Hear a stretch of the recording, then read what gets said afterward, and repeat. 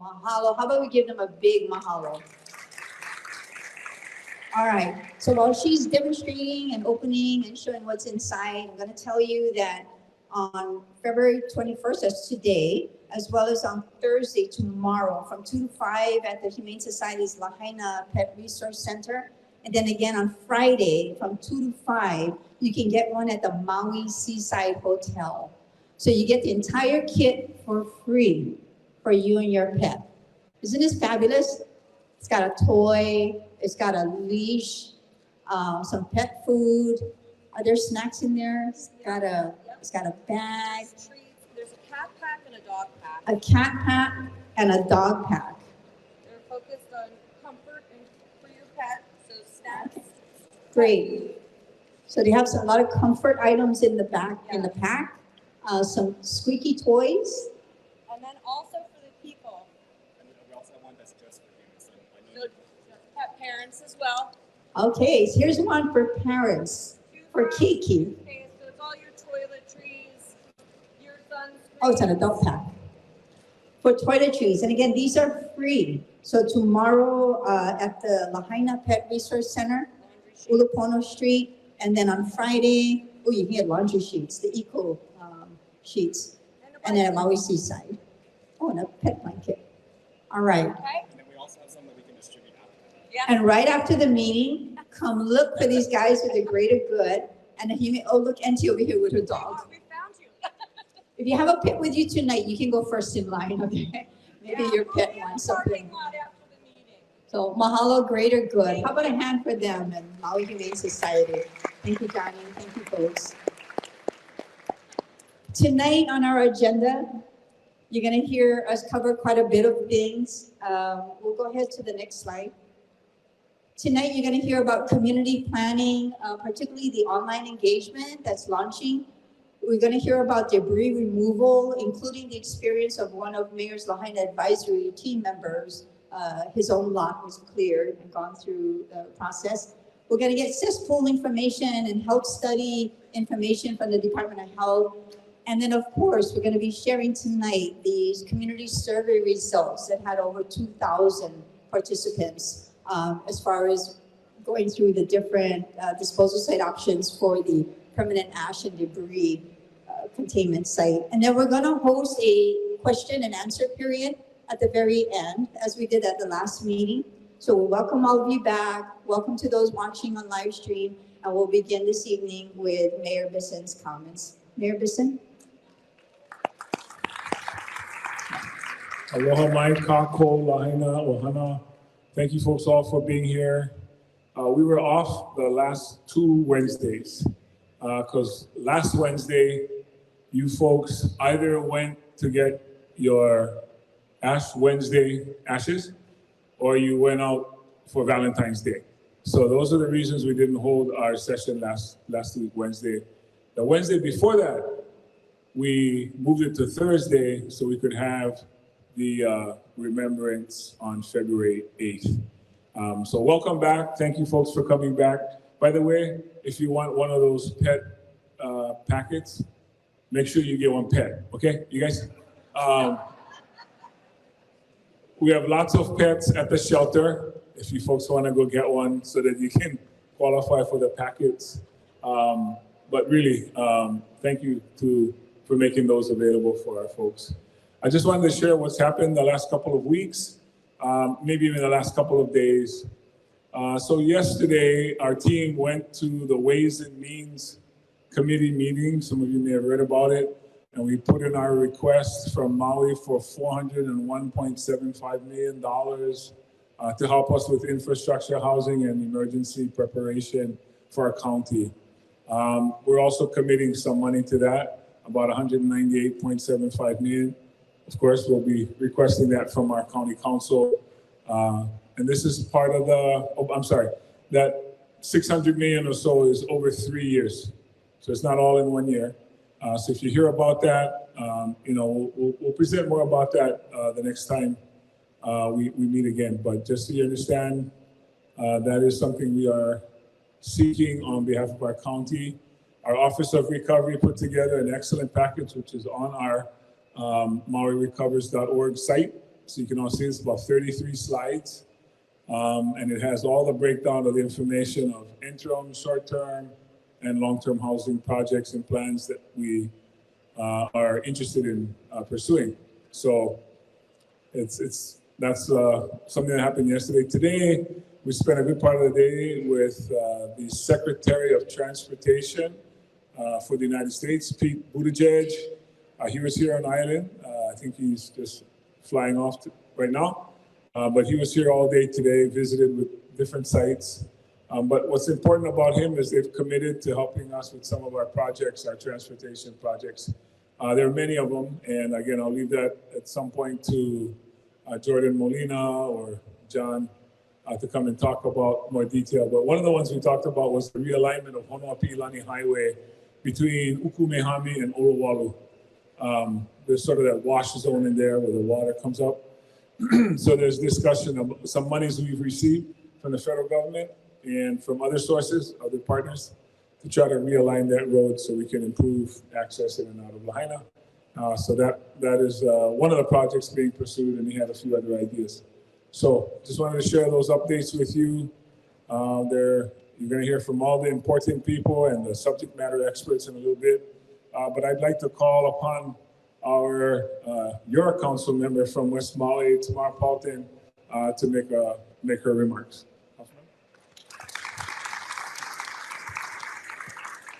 Aloha mai kakou.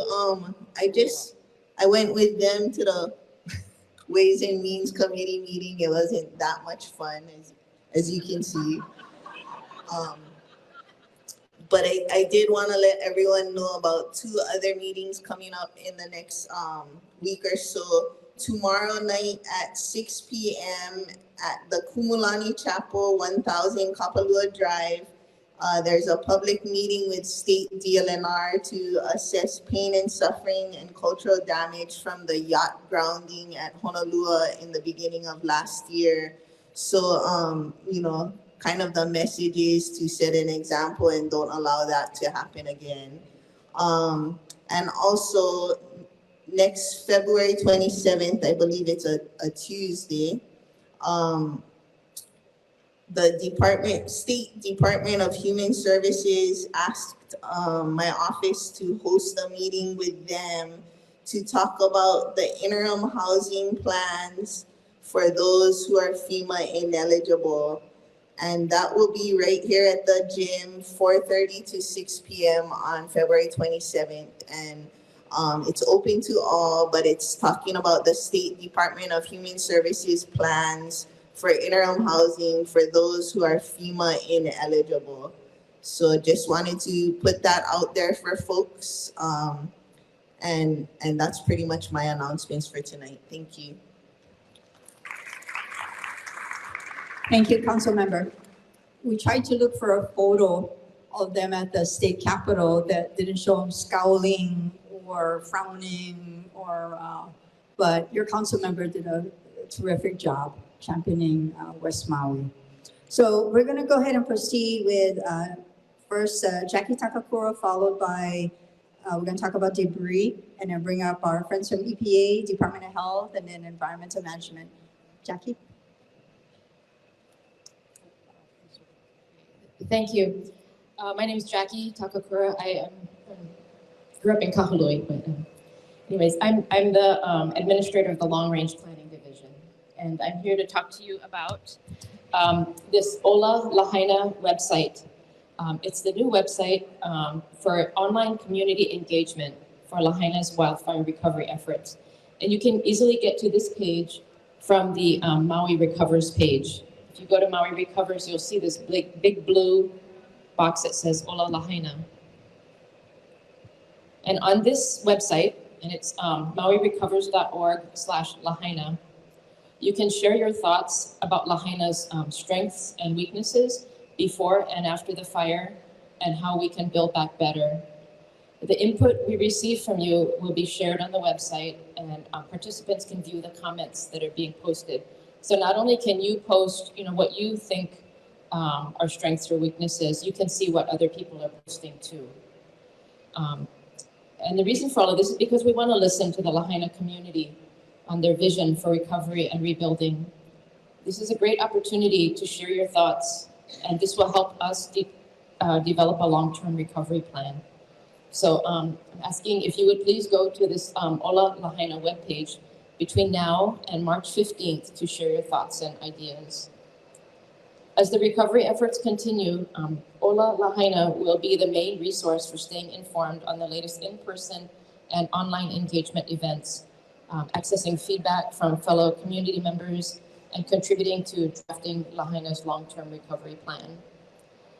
If you don't go on the internet very much and you rather come in person and talk to a real human being, you can also come here.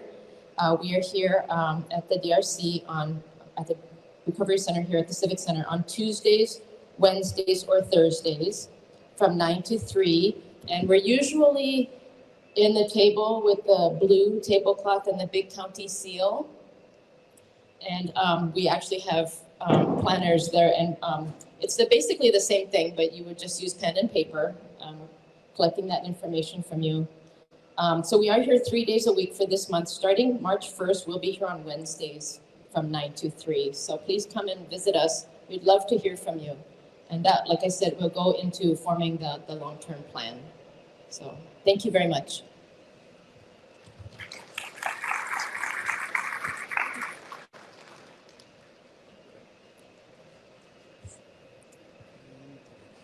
Good evening. Once again, so I'm Colonel Jess Curry from the Corps of Engineers.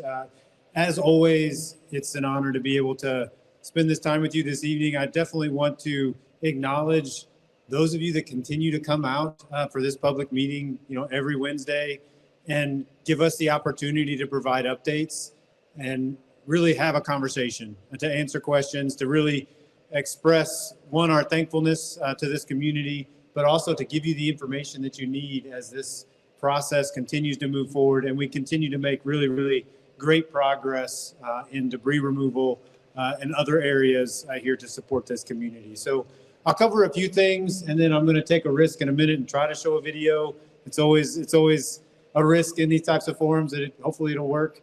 But first, I was asked to really quickly address the temporary debris storage site.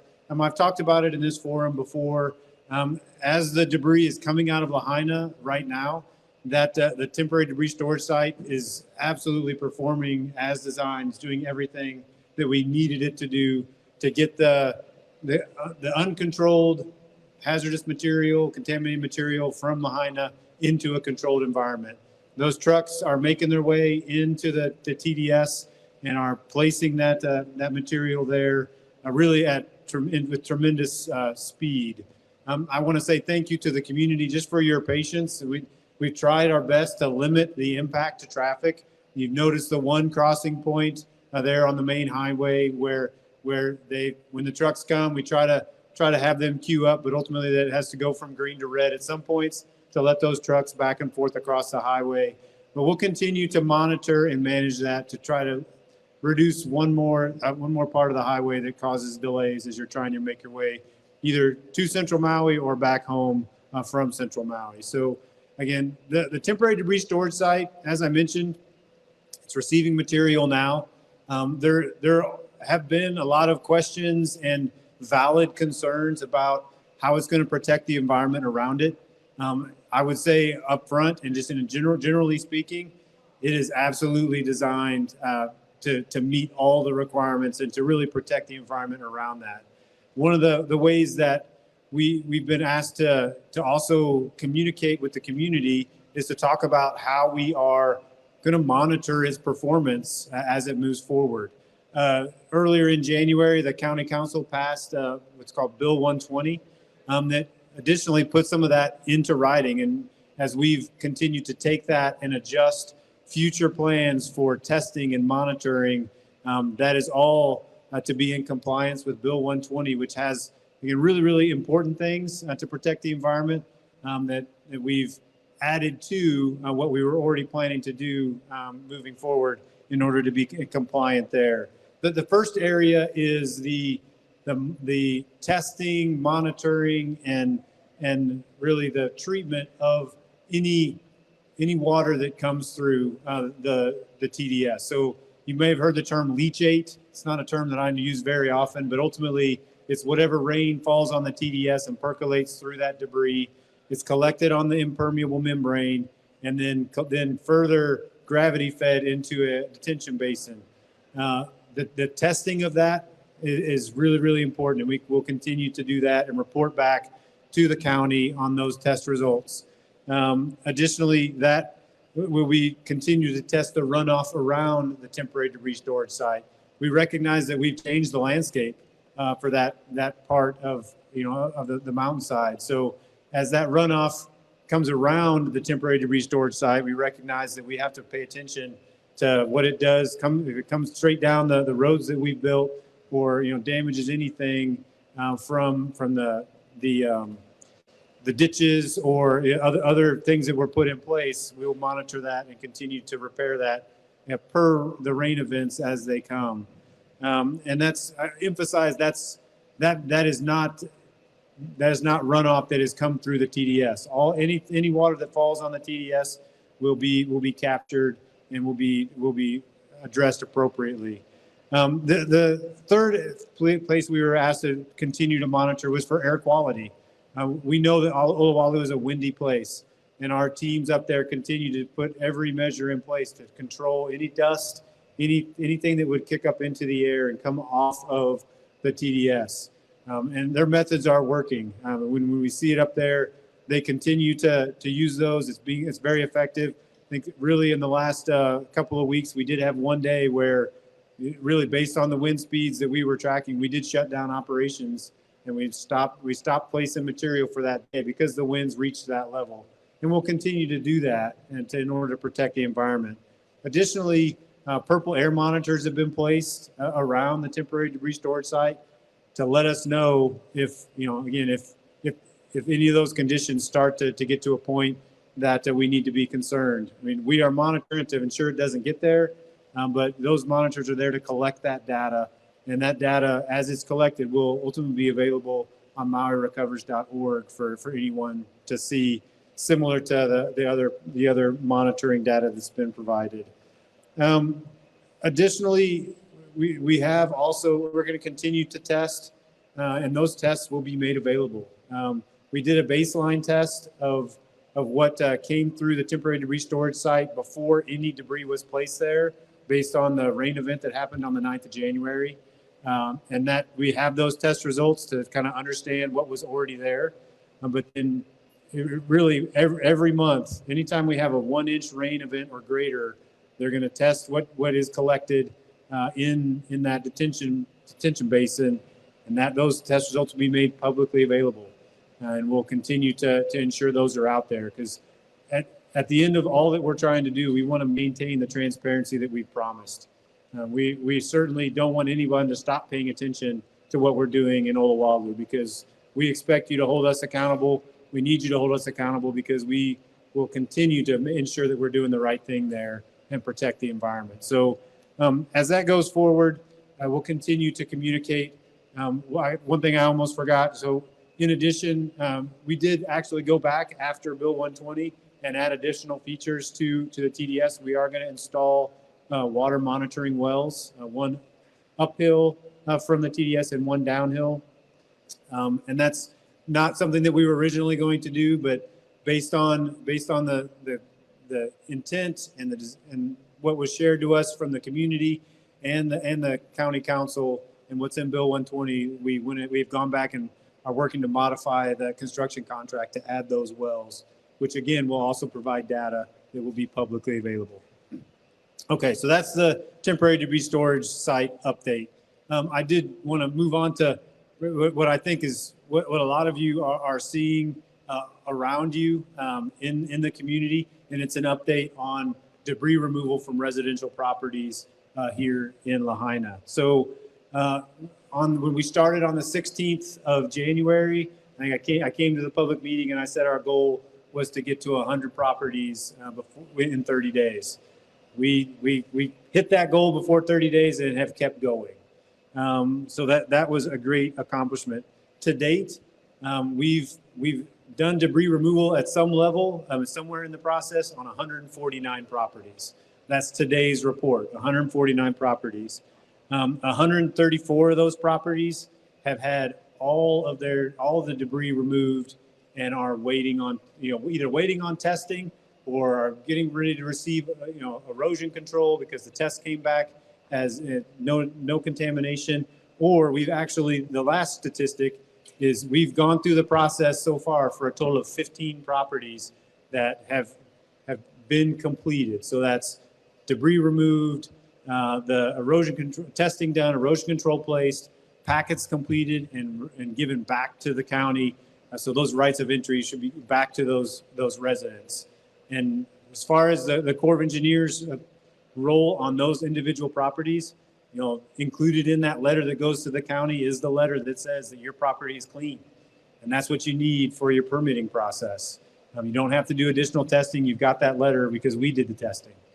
So those 15 of those packets have already gone back. So, really, really exciting to see that. And we're going to see those numbers continue to increase. If you want to see those numbers, we've talked about it in a previous meeting, through MauiRecovers.org, there is a public-facing viewer that lays out the exact numbers that I just covered and kind of color codes across the different properties on a map. You can go to that and look and see how many properties and where those properties are that are wherever they're at within the process. If you've turned in an ROE and you don't see your property on that map yet, I would encourage you to go to the county's map that shows ROEs received, so it's ensured that it's there.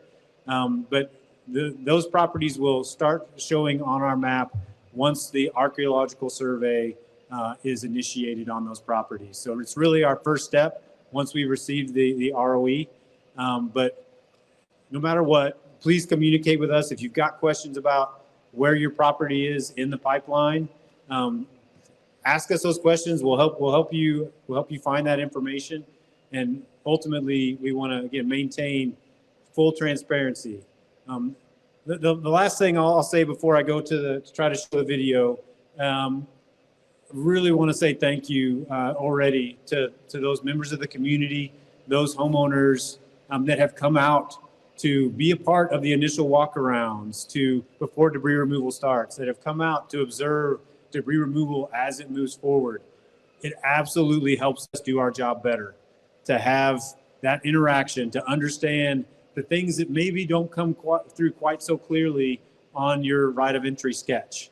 We welcome everyone from those properties to come out, to talk to us when we do the walk around, to tell us more about what's on your property. So as we do that debris removal, we can meet your expectations, and that is the goal. So when you get the call for hey, we're scheduling your debris removal, they will ask, hey, here's the date we think we're going to do the walk around for your property.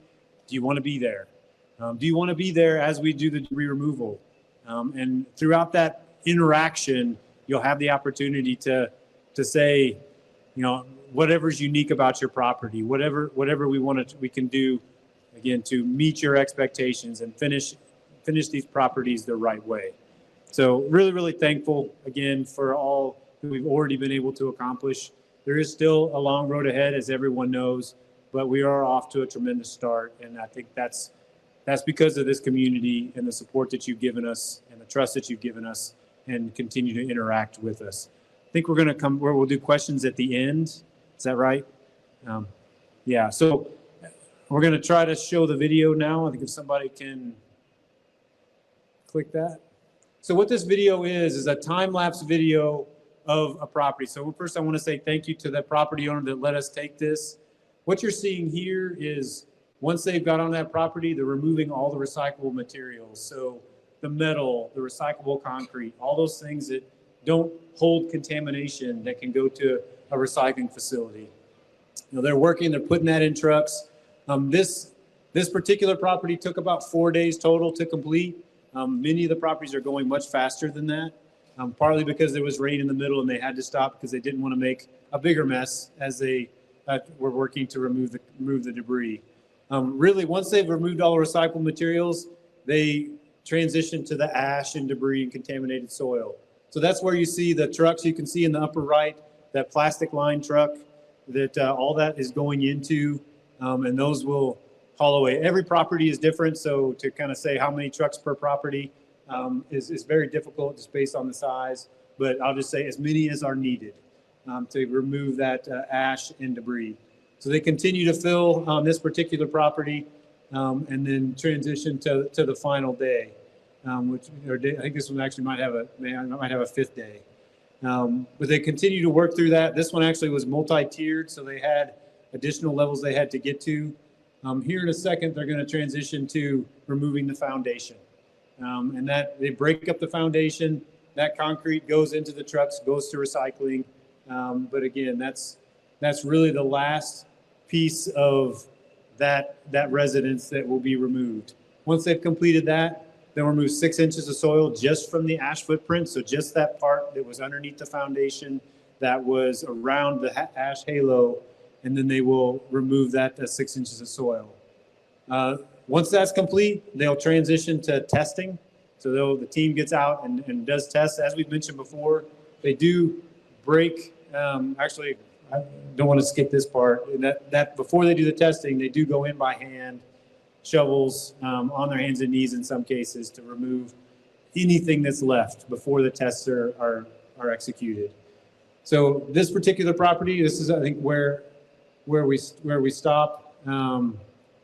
Or we don't stop. So they do that testing. They'll mark it with flags. They'll ensure that everything that is done there is fully represented in that testing plan. As those tests come back, ideally they come back without any contaminants, and we can add erosion control. But then if they come back with contaminants, again, we will do a limited rescrape in those areas that tested for additional contamination. We wanted to show that. Again, I want to say a special thanks to the property owner that let us take that. If this was way too fast for you, if you go to the public-facing viewer through the MauiRecovers.org, there's a link to this video on that public-facing viewer, so you can go back and watch it again. If people have questions, please ask us questions. The video is not intended to replace those conversations, but this may also help in explaining this process as it moves forward. Okay, so thank you for showing that. And that really completes what I wanted to share tonight. Again, it's always an honor to be able to stand here and give you the updates to represent what's going on out there. And I'm thankful for every one of you and your support to the team. You can stay here, sir. So I just wanted to say something before we go to our next speaker. Kim, I think it's you. You can make your way down. So Colonel Curry was initially assigned to be here for 3 months. He's been here all 6 months. He's getting ready to return to his home in Illinois next week. He's been so compassionate and humble, and he has been authentic and genuine in every way. And I think you all have seen that for those of you who have come here week in and week out. And for those of you maybe from Kula, he's done the exact same presentations in Kula as well. So I just thought we should give him a really big hand for what he's done for us here now.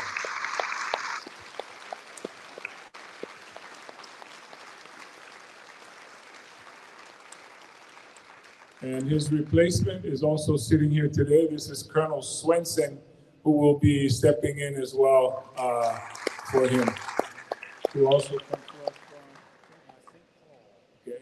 So he comes to us from St. Paul, Minnesota, and he'll be continuing on the good works of Colonel Curry. So if you want to say anything to him before he leaves tonight, are you going to be here next Wednesday? I'll be here next week. You know what? He's going to be here next Wednesday, so that may be the last meeting we will have with him. But if you want to say hi, please do that. Thank you, everybody.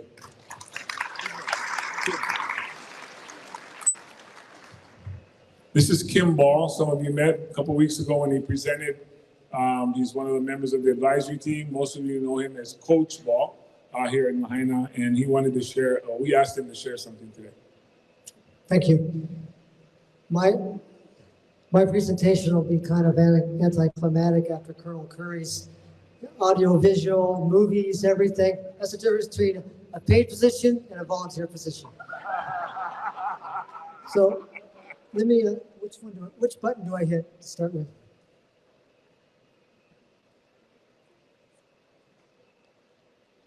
Okay, this was our home on the morning of August 8th, probably like a lot of your homes.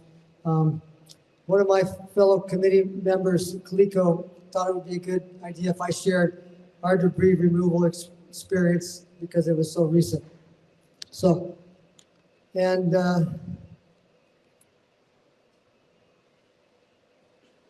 like a lot of your homes, this was our home on the morning of August 9th. Our son Cody and his buddy Carl put t-shirts across their face and hiked in from Kaanapali the next morning. Obviously things were still burning, but I was stuck on the other side and wondering if we still had our homes, but our 3 family homes and Carl's family homes were all gone. After, we weren't the quickest to get with our ROE, but we did put in our right of entry forms, and then we saw our next door neighbor's lot being cleared. We saw the lot across the street being cleared. It's like, oh, we're starting to get a little anxious. And then down at the end of the street, the Ahi's lot, they got cleared. And then finally we got the call. And said she would get to our lot probably in the next 2 weeks. So great, we went to Oahu on this past Friday to see our grandkids. And of course I got the call that day on Oahu from Mandy. And she says, we want to start your property tomorrow. And I go, whoa, can't we delay it? I'll change my flight and come back Saturday. So Sunday morning, we met Mandy and the crew, the 5-person crew involved with the cleaning of our property. So this is my wife, Cindy, and I on that Sunday morning. They do work 7 days a week. It was a Sunday. And it was really cool. We met the 5-person crew, and 4 were local Maui residents, and 1 was a surfer from the mainland who had a Maui connection. The one operator was from Kahuku originally. I could tell because he wore Kahuku t-shirts every day he worked. But his kids were boarders at Lahaina. And I gotta say, Kahuku is probably the only town in Hawaii that comes even close to having the fan support of Lahaina and Lahaina. The project foreman was a young guy from upcountry whose grandpa I knew from entering the Larry Lidwas Fishing and Diving Tournament, a contest that I've organized for the last 36 years. And now Kalai, his grandson, was our foreman, and he also competes in that tournament.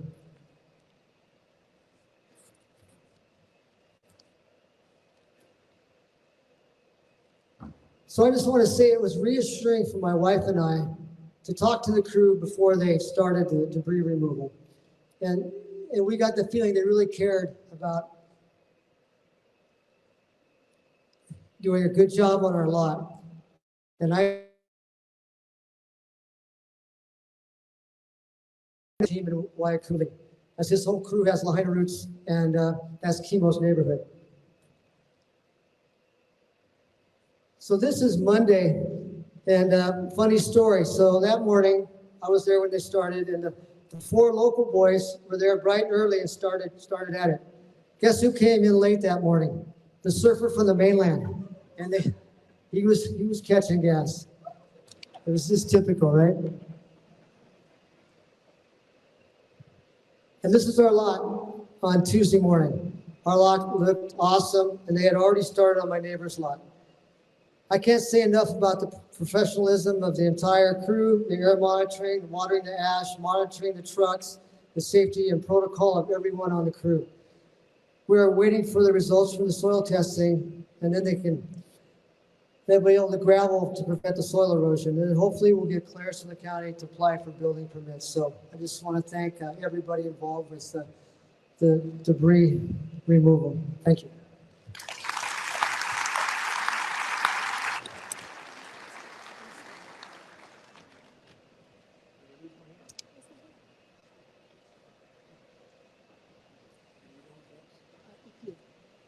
All right, EPA.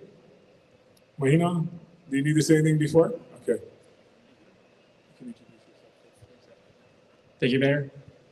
Aloha. My name is Miguel Moreno. Excuse me. I'm the incident commander for the ESF-3 mission. That's Emergency Support Functions 3. And you probably have met Carl Banks, who was here at the last meeting. There are 4 incident commanders that rotate out. There's also Don Eisen, which, by the way, Carl Banks is coming back next week, so you get to see him again. And then you haven't met Jenna, but we're going to rotate through the duration of this mission. So you will see me again. And I'm here today to talk about drinking water and wastewater.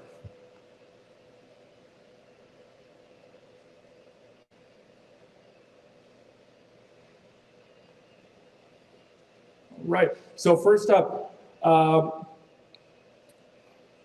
under the ESF3 mission, we're working on drinking water in Lahaina. And EPA has several crews out there. You can see some of our crews right here working on a fire hydrant.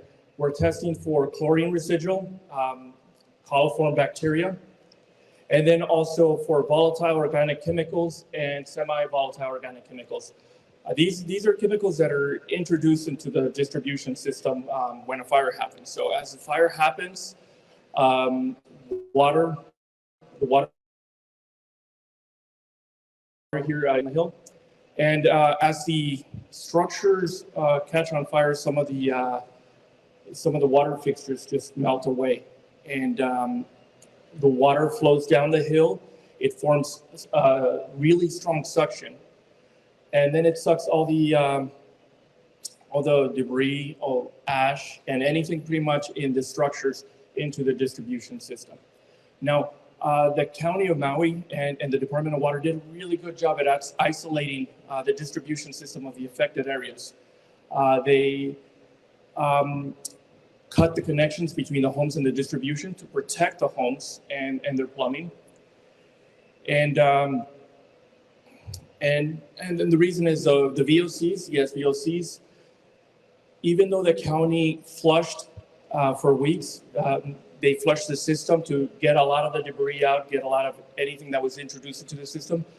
VOCs tend to stick around in the distribution system longer. In fact, they can come out little by little. So what the county has decided is to isolate the laterals, which is the portion of the pipe from the mains to the homes, and cut and cap them. That's part of our mission, and that is the reason why we're testing. So if we find any VOCs in the distribution system,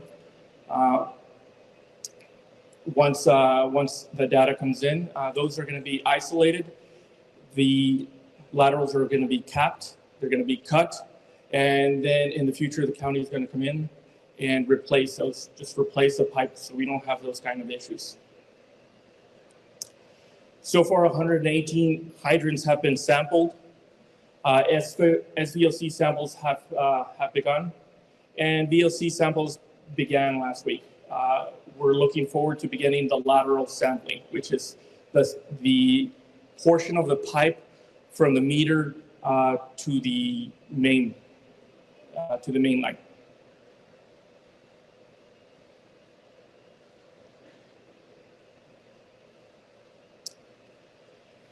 Here is some chlorine residual testing out in the field. You might see some of the crews out there working. Here's for coliform bacteria. We're checking that there is no bacteria in the distribution system. Anytime there's a line break in the system, that same suction that brought in SVOCs and other contaminants into the distribution system,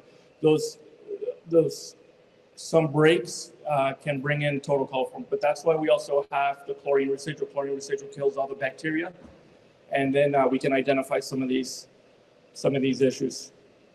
And here is VOC sampling right here. And moving on to wastewater, which is something that's been going on since February 5th. We have two steps to this. This has mostly been done so far in the affected areas, but it will move to some of the areas that have high traffic, and we'll talk about that in a little bit. So the first step is to clear any debris, any potential blockages within the sanitary sewer line. We do this using a vac truck. So a big truck, it's about the size of a big garbage truck, comes in with a pressure washer, pressure washes the pipe. It removes any debris in the pipe, for example, soil, sediment, leaves, grease sometimes, just so clears up the pipe, and then the vacuum sucks it all out of the line. And this is done so when we lower the cameras, which is step 2, another crew comes by, they lower a camera, high definition camera, and it takes a really good video of the sanitary sewer line. The video is then sent to the county. The county analyzes the video using Dragonfly AI. We're using AI now to analyze it. And then once it's analyzed, then that's when they give us the all clear.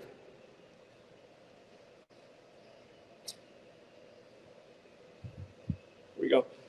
And upcoming, we have some nighttime operations coming up, February 26th to March 2nd. So starting next week from 8 p.m. to 4 a.m., we're going to be working in the area where the Safeway is at. So starting from where the storage units are at, down to the Safeway, from the Safeway to here in the Civic Center. This is done at night to minimize the impact of the traffic that's going to be caused by this. So there's going to be a little bit of disruption to the traffic. Also, it's safer for our crews to work at night since there's less traffic. And then lastly, there are lower flows within the sanitary sewer line, so our cameras can get a really good picture of what's going on inside of the pipes. We're also working with the Department of Wildlife, the Department of Fish and Wildlife, to minimize any impact to the wildlife in the area. We're going to be working pretty close to where the ocean is at, and that's a big concern for EPA. Now, I want to thank you beforehand for your patience. This might cause some traffic in the area. We will do it at night to minimize the impact to the community. Thank you for your patience. Thank you for your kindness. And there might be noise from the back trucks. It might be a little bit louder, and there might be extra lights for the safety of our crews. But this will only take, we estimate, about a week. And if you have any questions, you can always reach us at epa.gov/Maui wildfires, or the phone number or email address listed right here. And once again, thank you so much. We are honored to be here at this time.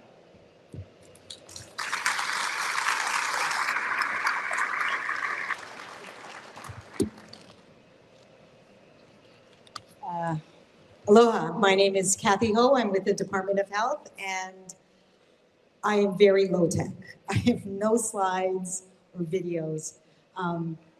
But I wanted to tell you that we have approximately, every week I come and talk to you about our air sensors. We have approximately 51 air sensors in and around Lahaina and Olowalu, and 4 sensors in 4 air samplers in Lahaina. If you want to look at your air quality, you can look at fire.airnow.gov, and you can see the air quality in fairly real time. We also did some air testing, and we got the results, and the results were from January 13th through the 24th. We sent out a press release. The results are online. Basically, it showed that your air quality was good, and that there was no asbestos, and the heavy metals were very low levels that does not pose a health risk. Several weeks ago, I was here, and there were several families from Wahikuli that approached me.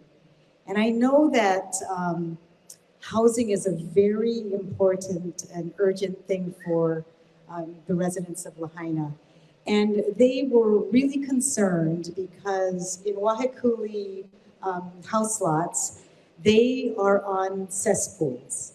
And the current law is that if you are on a cesspool and you rebuild, you will have to upgrade to a septic system or be connected to the county system. So recognizing this, we went back to our office and we understand, we had some conversations with the county and EPA, and we understand that EPA and the county are talking about bringing in sewer system to Waiakuli.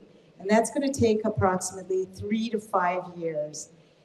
And we thought that we would, we could allow those families in Waiakuli to continue to use their cesspools, and we have some guidance we have some guidance for that. And I don't know if there's anybody here from Waiakuli.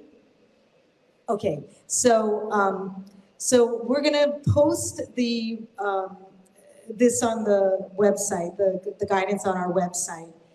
But we'll also bring some and put them in the on our table here if you need it. And so basically what we're going to be asking is that the existing cesspools are in good working order, and that the connections to your home and the cesspool is also in good working order. We're going to ask that the homeowner provide a certification from a licensed engineer to tell us that it is in good working order, and that your dwelling does not is the same bedrooms or bedroom-like bedrooms as it was prior to the fire. So we'll look at the county building code and the tax map key to make sure that your home is has the same bedrooms. And that's because if you build something more than your cesspool can handle, it will overflow. So we want it to be, and it would be not protective of public health. So we want, so that's what we're going to ask for. Also, that when the cesspool is, when the sewer system is brought to your home, that you connect up to the home. We also want to remind everybody that by 2050, all cesspools have to be converted. So that's the year 2050. And also there will be no new cesspools. So those homes that would like to have a cesspool, you cannot get a new cesspool because you have to have had an existing cesspool. So that's basically the guidance that we're going to be providing, and we'll put it on the web, and we'll give it to the county. So I'm going to hand this over to Dr. Diana Felton, who is going to talk about lead screening and other things.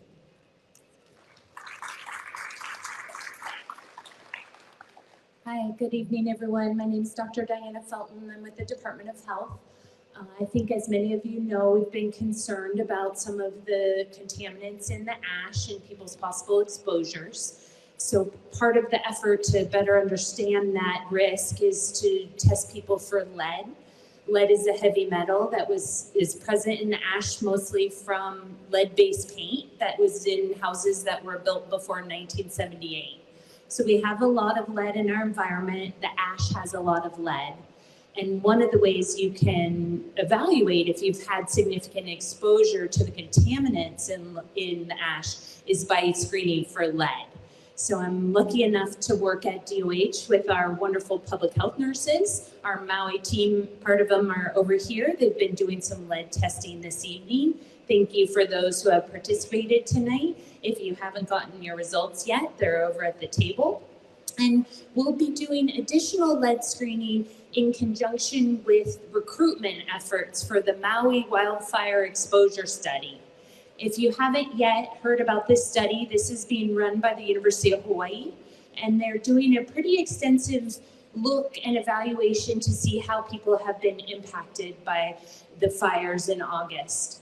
They're having 3 more recruitment events this weekend actually. They'll be Friday, tomorrow, from 3 to 7 p.m. at the Royal Lahaina. Saturday, from 10 to 4 here at the Civic Center. And Sunday, from 10 to 2 at the Ritz-Carlton Kapalua. So really, if you haven't participated yet, I highly recommend it. They offer some incentives. There's a $100 gift card as an incentive, and there's also lead screening available at that time as well. In addition, we've been doing a lot of lead testing for folks in Kula and Lahaina over the past couple of weeks, and I'm very happy to report that we have not found very many elevations.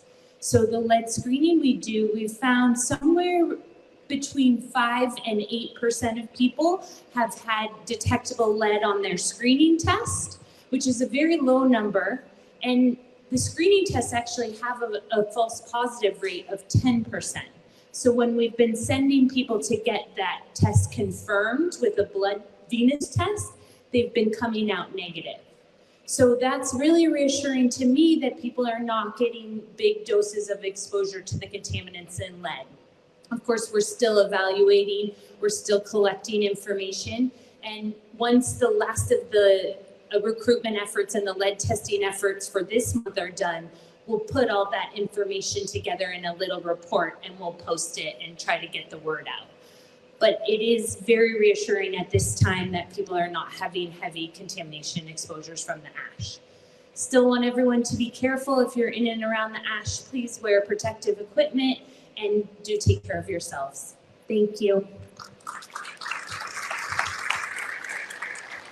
Thank you very much to the Department of Health. Our next presenters will be our final before we go to our question and answer session. So keep that in mind. And as usual, we will be here after the meeting. So if there's something you don't want to ask in the general session, our entire team and our resources from state, federal, and county will be available as usual after the meeting. I'm going to turn this over to Bob Schmidt, who is the Deputy Director of the county's Department of Environmental Management, and Sarah Jenkins, who is on our information and outreach team for the infrastructure branch of the recovery efforts that we do. So and they're here to share with you the current outcome and the next steps for determining the permanent debris containment site. Bob?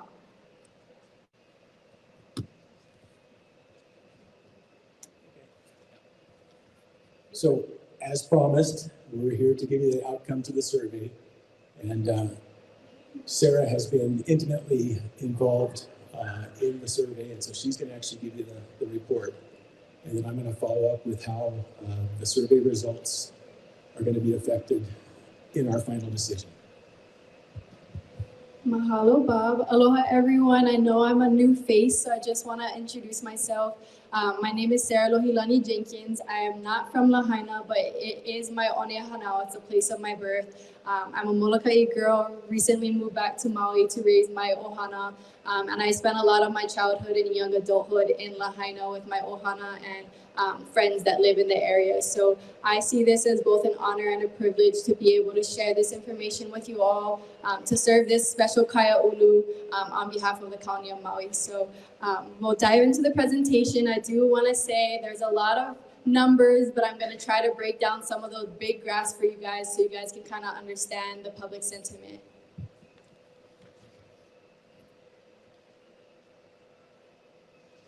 So as many of you guys know, a few weeks back, Shayna Gawa, Department of Environmental Management, came and presented on how they narrowed down the 8 sites for the permanent disposal locations to the final 3. And that evening, on January 31st, we announced that we were launching a community survey to continue our efforts in gathering community input and public sentiment.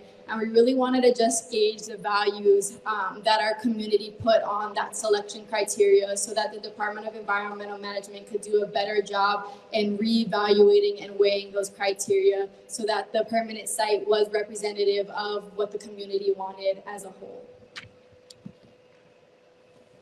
So the Department of Environmental Management and the county contracted a research firm based out of Honolulu. The firm is called Anthology, and they helped to work with us to develop a survey based off of the criteria that Department of Environmental Management used to propose the sites. And they also helped us analyze the results. There's 2 approaches to this survey, and I'll kind of explain the differences and why we did each of them. The first was a scientific survey. And this was basically a random sample survey. Anthology used open survey sources, for example, voter contact lists and things like that. People who typically opted in to take research surveys who already kind of agreed to it. And the reason we did this type of survey was to give the survey some scientific validity. So we collected over 430 responses. They called people via phone, and they also sent out emails to get people's responses. And this way we were actually able to confirm that people were from where they said they were from. One of the things that we saw as a downfall in the open link survey was that somebody could say they're from one location, but we couldn't verify that basically because of the nature of that survey. But we wanted to provide an open source survey so that our community could initiate and engage and respond if they wanted to. So some of the key takeaways was that the public survey, we collected over 2,327 respondents.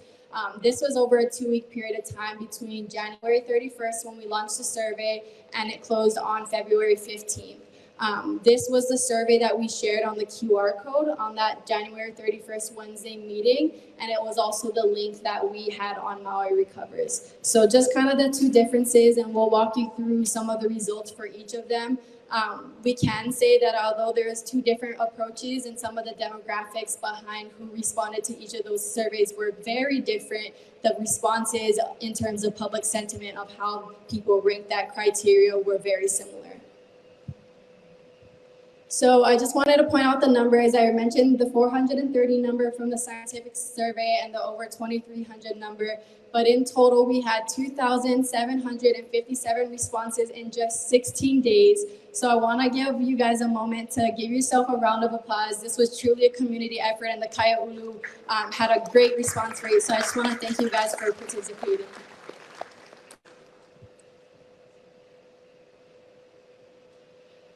This is a lot of information, so I'm going to break it down, but this is the profile of the respondents. We basically asked some questions about what area of Maui people lived in, just to give us a better understanding of why people may have ranked certain things a certain way. And then we also gathered age information and how long people have lived on Maui, again, to help kind of us understand why people were responding the way they responded. Again, that's a lot of information. So some of the key takeaways was that approximately 56% of the respondents to the public survey, again, the one that we linked to on Maui Recovers, identified as being from West Maui. So over half of the people who responded identified as being West Maui residents.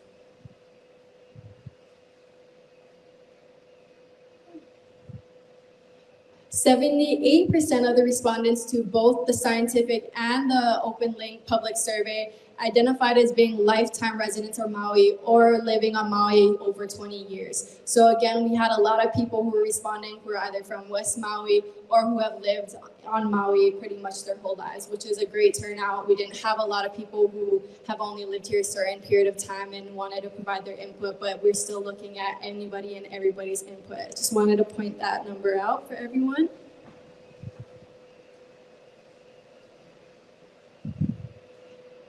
The clicker doesn't like me. All right, approximately 49% of the respondents to the public survey identified as being directly impacted by the wildfires. So this number kind of relates to the 56% of numbers who said they were from West Maui. Pretty much everybody who responded to that, who said they were from West Maui, who did the survey, were impacted by the fires. So again, a good representation of people who were impacted and what their sentiment is for the permanent disposal site location.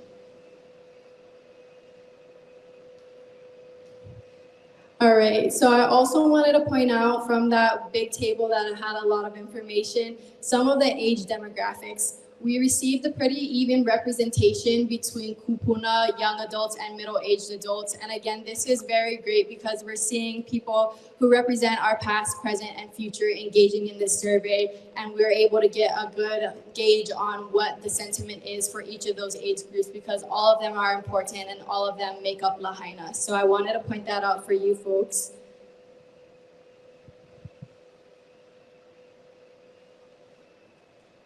Oh man. All right.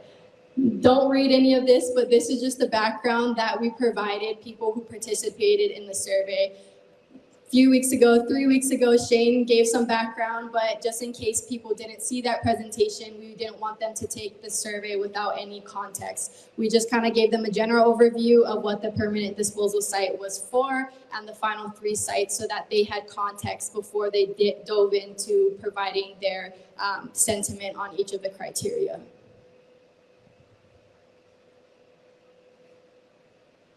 All right, so this shows the rating of site criteria. It's just a clean table. Again, a lot of information. I'll dive into it a little bit more. But we asked how each of the community residents or community members rated the following criteria based off of the Department of Environmental Management's existing criteria. And we reworded some things a little bit just so that it was a little bit more clear.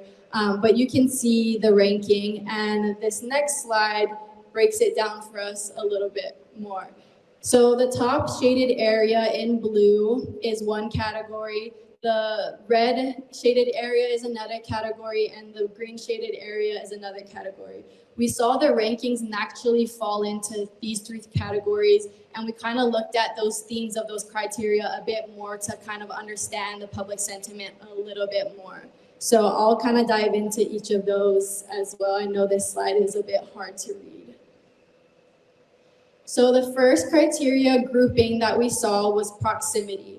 A lot of people ranked, over about 80% of people ranked the top 2, safe distance from natural environmental features and has a buffer zone between the site and residential areas like schools, hospitals, etc., as the highest in importance that they cared about the most in terms of the criteria. The second kind of grouping that we saw was consultation. So this was the second rated highest, was that people considered recommendations from subject matter experts and input from the community, as well as concerns about cultural resources rating second highest. And then the third grouping that we saw was road safety concerns, trucking debris, how long it'll take the site to be ready to receive debris, and then the increase in traffic congestion when trucking debris. This kind of we saw as falling into a logistics category, and this is what people tended to weight the lowest. They cared, again, more about public health, environmental health, then they cared about subject matter experts' input, and then lastly, they cared about the logistics in terms of how long everything will take, safety, traffic, etc. Another way of interpreting this is approximately 8 in 10 people rated the criteria in the proximity category a 9 in 10.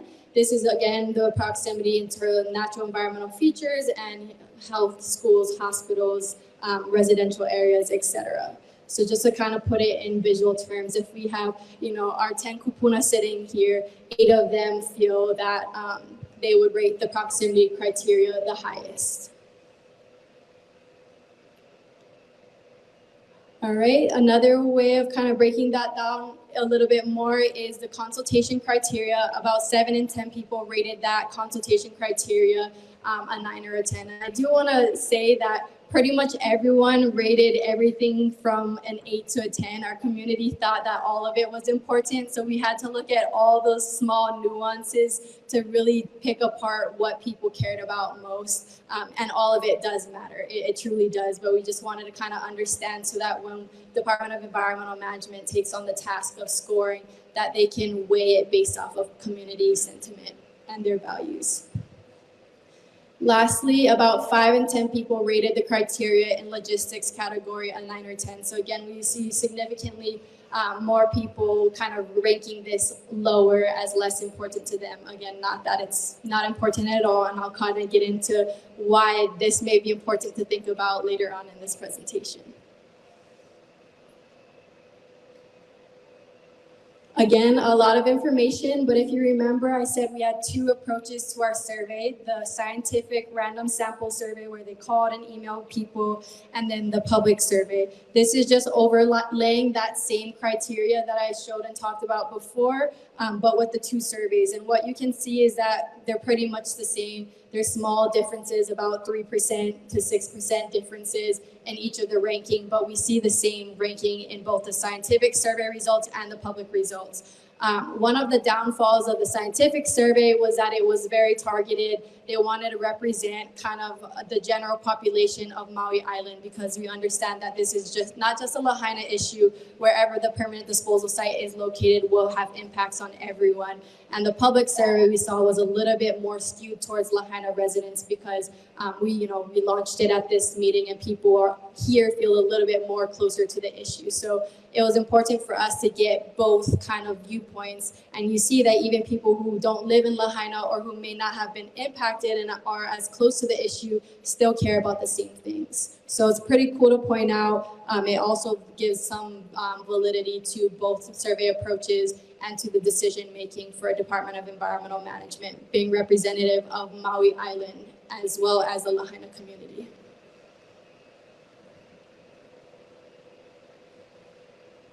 So this question, we asked people to rank how much they agree or disagree with the following statements.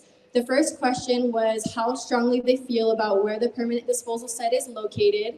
The second was the permanent disposition site should be located in West Maui. And then lastly, we wanted to see how much they disagreed or agreed with whether or not the permanent disposal site should not be located in West Maui. The top kind of box where you see with the dark blue shows the percent of people who ranked that the highest. So again, it kind of gauges the sentiment. Everyone ranked stuff pretty high, but we see in general, people feel pretty strongly about where it's going to be located. Over 50% of people said they felt strongly about where it would be located. And again, it's kind of next to the scientific public survey, you see very similar results, some slight nuances and differences, but I'll kind of dive into this a little bit more. Approximately 1 in 5 people in both the surveys felt that the final disposition site should be located in West Maui, so about 25%, which is not too much. It's 1 in 5, so take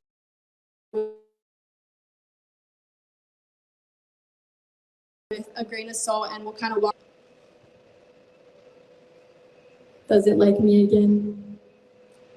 All right, we also saw that approximately 1 in 4 people in the scientific survey felt that the final disposition site should not be located in West Maui, whereas 2 in 4 people, or about 50% of the people who did the public survey, felt like the final site should not be located in West Maui. And I just want to remind you, we had over 56% of the people who took the public survey were from West Maui. So you can see and kind of connect the dots that a lot of the people who responded with that sentiment were from West Maui and felt that it should not be in West Maui. This is kind of the same thing again, but it's showing the sentiment of how strongly people disagreed or agreed with the statements. The red shows kind of the skew of, in terms of like statistical significance. It basically just means that people felt more strongly about that and compared to how much they didn't feel strongly about that. And that's kind of hard to understand, so I'll break it down a little bit for you guys. This was a scientific survey grouping, and then the next slide looks pretty much exactly the same, but this is the public survey, and I'll kind of get some key takeaways. So the respondents who identified as being West Maui residents felt more strongly about the location of the permanent disposal site in comparison to residents of other regions. So you guys are a lot closer to this issue being located in West Maui. Overall, compared to other regions, you guys felt more strongly about where it should be. The next thing I want to point out is that the respondents who did not live in West Maui felt more strongly that the permanent disposal site should be located in West Maui. So kind of interesting, not in my backyard. They want it far away from them. We don't know what the reasons are, but interesting to point out. And we're going to be kind of taking in that information and absorbing it. And then lastly, respondents who are from West Maui felt strongly that the permanent disposal site should not be located in West Maui. So that's what I was kind of pointing to in terms of the demographics of who responded to the survey and the sentiment based off of each of these criteria. This is the rating of site selection criteria. I'm going to kind of skip over this because it's very similar to what I presented. But again, it shows some of the groupings for people who thought that the site should be in West Maui, it shows how they scored the criteria versus people who thought it should not be in West Maui, it shows how they scored the criteria that way. It's a lot of information, and we'll have this presentation on Maui Recovers, as well as in the coming weeks, a final report for you guys to really dive into it. But we just wanted to kind of give you some preliminary information so you can understand how each of your community members rated the criteria. Again, skipping through this is the same thing, but the public survey.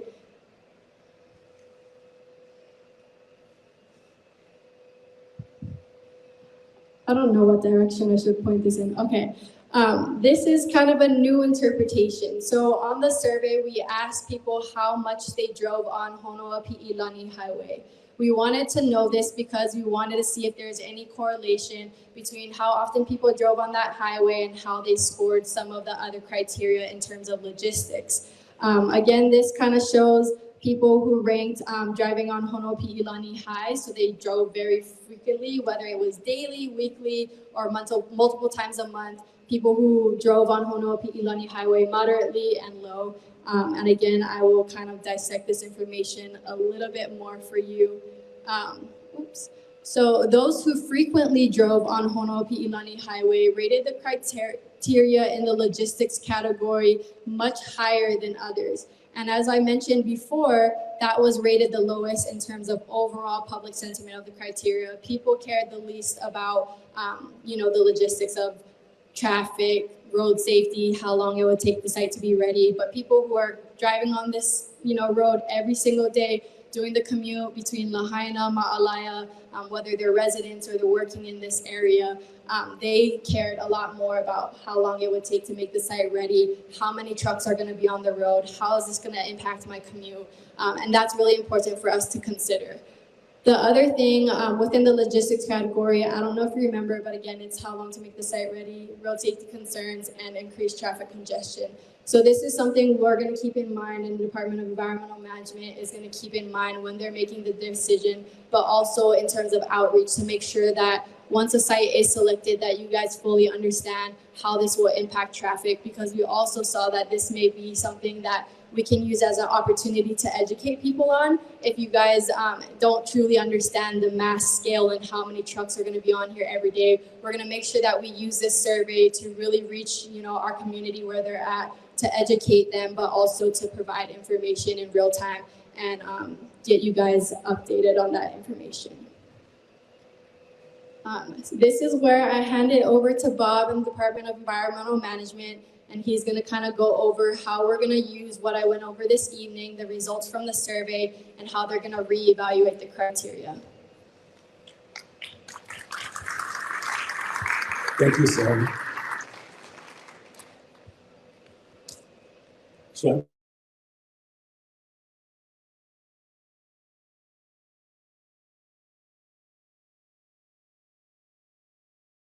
is on the lower end of the concern as far as the public input. So on this slide, the top half represents the way we rated the criteria initially. And just for reference or review, green is high importance, yellow is medium importance, and red is low importance. Or in the case of the score, green is high score, red would be low score. And so as we look at the bottom half, well, let me back up. We've got a lot of engineers working at DEM. And so what's behind these colors is a spreadsheet. And so for each criteria, we have a bunch of experts that look at the sites and decide, in this case, how long it would take to make it ready. So it could be construction issues, could be ownership issues, could be environmental issues, cultural issues, anything that would cause delays or be able to expedite the project, right? So the spreadsheet behind this is each of these properties are scored, and then according to the importance or the ranking importance, that's also got a number. So green would be a high number or high importance. So in our initial scoring of time to make the site ready, we saw that as an important criteria. So now we come to the public input. Public input said that's not really a big concern to us. And so now I'm going to take this input and reweigh our criteria. So we thought it was important. We heard from you that it's not that critical. Don't care how long it takes as long as you do it right.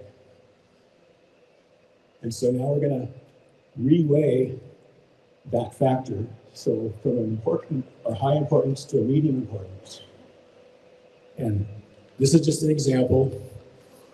So those of you who might want to challenge math, this is just for an example. So now I'm going to take maybe a score that was on the lower end times a medium impact, and I'm going to come out with a medium score. And even a higher score times a medium impact, going to end up with a medium score. And so it's going to reweigh, it's going to give us new results based on your input, your voices. And that's what we were wanting to do, is have your voices have an impact in the final decision. Oops. It worked well for me.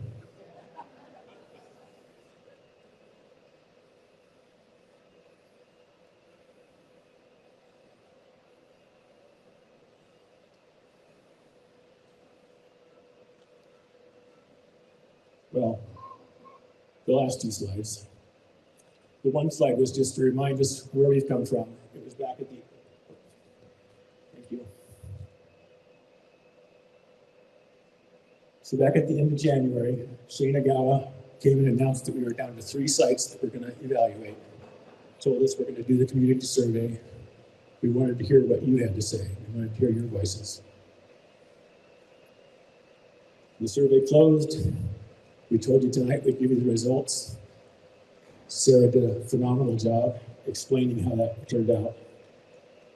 And now we're going to go back and evaluate that and reevaluate the spreadsheet along with some other criteria. As Shane mentioned last time we were together, there's also other issues or other elements of the decision as far as the sites are concerned.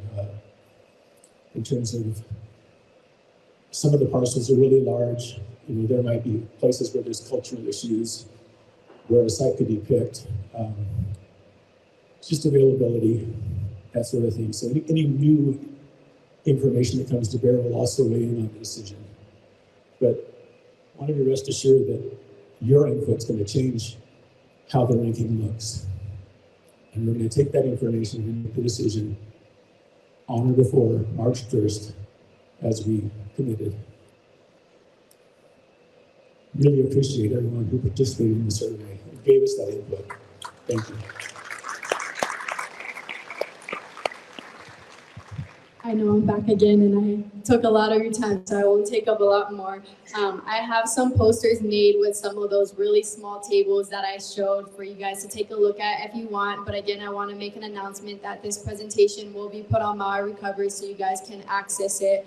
And again, reiterating the fact that they're still on target to make the selection on or before March 1st, and that we will properly notify everyone via press release and also have a follow-up community presentation to go over, you know, some of those things that you may not see that may have impacted the site selection in consideration with the criteria that we discussed. So if you want to come up after the meeting is Pau, I'll be over there in the back where those easels are, and I'll have some of the tables for you guys to take a look at a bit closer versus this tiny screen right here. Mahalo, everyone.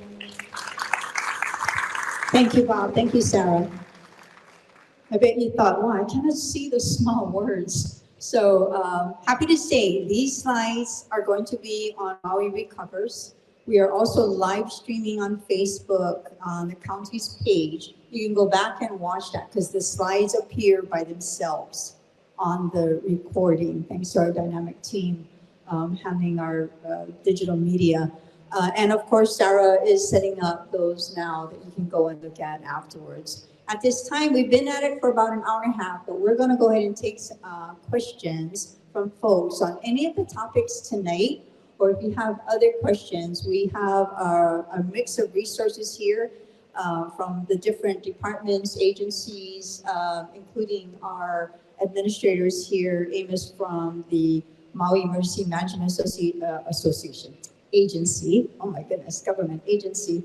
We're going to run one microphone up and down. We're still technology challenge in a big gym. So if you could raise your hand with a question, but I will ask you one thing. If we can do the Department of Health questions first, because they flew in and they need to be back on Oahu and they are on a late flight tonight and we want to get them over the Pali. So we're going to take any questions for Department of Health, and I'm sure they're secretly hoping you have none. But if you do, on whatever information tonight, they talked about cesspools. I know that information will be spelled out more clearly and more formally as well. They just want to give you a little bit of a heads up on that. But they also talked about the health studies. So raise your hand if you have a question for our Department of Health folks. Okay, we have a gentleman up there in green, Mikey in orange, and then Kupuna in front. Shannon or Jackie? Okay. We got our helpers here. Jackie? Oh, well, I heard Yeah, it first. we'll do Kupuna first. Yeah. It's like the Kupuna card, you know, you raise your hand, we go to you first. No more discount, but please. Okay, regarding the cesspool, I understand you need to hire an engineer. Is that correct? At our own expense? Yes. And what you just, so for the cesspools, the engineer, we're going to ask a certification from an engineer to determine that your cesspool is in proper working order. And what type of engineer? A civil engineer. Oh my God, you know how expensive they are? And where are they? And then for the connection between the cesspool and your home, you can have a certified plumber or a civil engineer determine that it is. So you need a civil engineer and you need a plumber? You can use a civil engineer if you like. Oh my God. Yeah.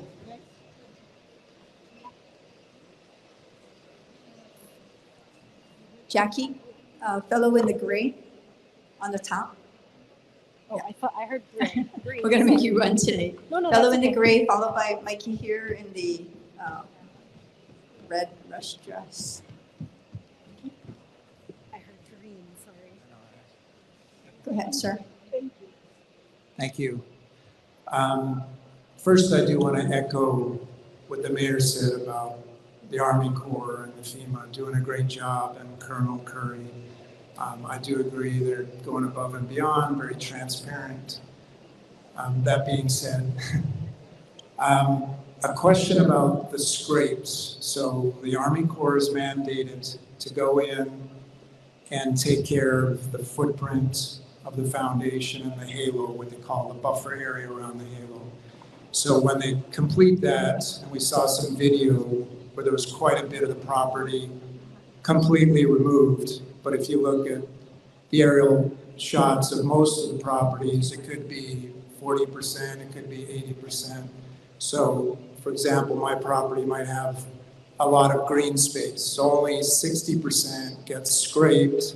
I get the Army Corps letter of clearance, which tells me that that 60% has been cleared of those 6 heavy metals they're testing. So my question is actually for DOH, because I don't think it's their mandate. So the buffer area outside of the scrape footprint where my children play and we grow food and all of that, because we know that contaminates and the heavy winds, 60-mile-an-hour winds, probably went everywhere. Is DOH providing also a clearance for that partial property that was not scraped? If they are, how are they measuring the clearance? If not, why not? And the last thing is there any recommendation for bioremediation for those parts of the parcel that were not cleared. Thank you. Okay, and then we'll go to Mikey here, the woman in the black, and then up on the top side. So I want to just make one thing clear about cesspools. The guidance that we're giving is for those homes in Waiakuli that burnt. So some homes were not burnt and their cesspools are intact. This guidance doesn't apply to those homes that were not burnt. Okay. As to your question, ordinarily, the Department of Health does not do sampling. It's up to the homeowner to do the sampling. We can help you analyze it, but we don't do the sampling.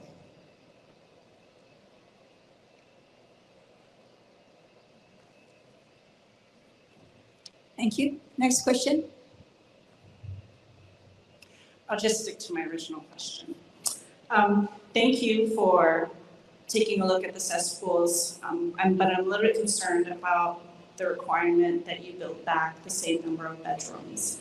Are you talking about permitted bedrooms, non-permitted bedrooms?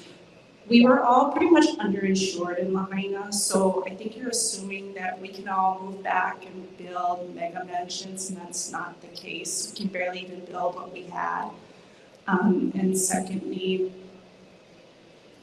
we need to build back right, and I feel like you're going to stifle us if you have that requirement. A lot of us are multi-generational. We're taking care of kids in kupuna. We're not going to have the ability to probably purchase another home. So we're all going to age and die in our homes that we rebuild.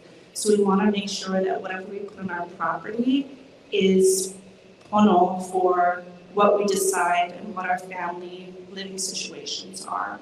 So to confirm or to conform to the number of bedrooms that we had on August 8th, I think you might be, how do I say that? I understand. Okay. I understand. But my concern, the department's concern is that the size of the cesspool, you don't want to build more bedrooms, but because your cesspool might not be able to accommodate that. So we're just asking that whatever the building plans of your home prior to the fire, and you had a building permit, or that on the tax map key, it tells you that you had a 3-bedroom home, you build back to that 3-bedroom home to use that cesspool. Now, if you want to, when I was here speaking to other people 2 weeks ago when we had it, the concern was they wanted to get back to their home. And so they said, we have a house that is a 4-bedroom house, but we want to just get back to our home, so we want to just get a mobile home or one of those modular homes, a 1-bedroom, so we can just get back to our home. And, so we thought that was, that's okay to do, but when you build your regular home, then it has to be built to the size of your cesspool that your cesspool can accommodate. Because we don't want your cesspool to overflow and cause an environmental and public health harm.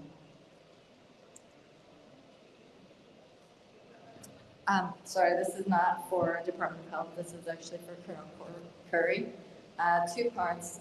What kind of erosion control are you guys using? And how long does the testing take? I can answer that one really quickly. So erosion control here in Lahaina, right now they're using gravel. As it continues to move forward, they also have the option to use crushed cinder. That is intended really only to be erosion control, to keep as it rains. It's not intended to be building material. So again, that gravel or crushed cinder are the 2 materials that will be used here in Lahaina. The testing takes about 7 to 10 days for it to come back. We're really at the phase now where Yeah, the tests we send off, and we're we're hoping that will be able to be quicker, but really it's proven that 7 to 10 days is about the right estimate for those tests to come back. Is the sender that you're using coming from Oluwalu? Not necessarily. No, I think it is the same contractor that we have that uses both, but yeah, not necessarily. Okay, and again, we want to get DOH questions first before they have to leave to go to the airport. I think we missed someone here. Did you have a question? Jeremy, but is there somebody else? All right, Department of Health questions. Jeremy, anyone else? I see you, sir. Let's see if there's somebody. So someone asked the question, do you have to have a licensed engineer or can you have a licensed plumber do all of that, the certification? My engineers have said that it should be a licensed engineer, but I will take that question back to my staff. Okay, Jeremy, for Department of Health.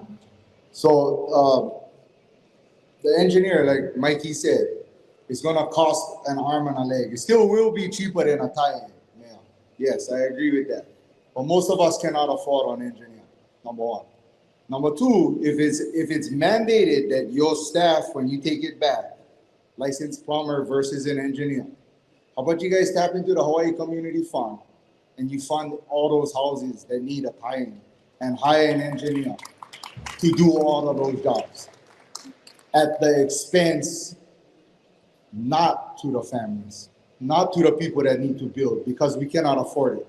Number two, along with Mikey's question, the rooms don't matter. You can have a 3-bedroom house and 17 people living in there. You can blow out that cesspool. So the rooms don't matter. You can build 15 rooms and you have 15 people, or you can have 5 rooms and 15 people. The doo-doo's still gonna overflow, right? So the whole idea about rooms, I understand what you're trying to say, the health hazard, that the cesspool is not big enough. But at this point, as Mayor Wayne tried to talk through the ways and means, we're trying to get people back into their homes, back onto the property, out of the damn hotels. You're just making another roadblock for us. That's really all you guys doing.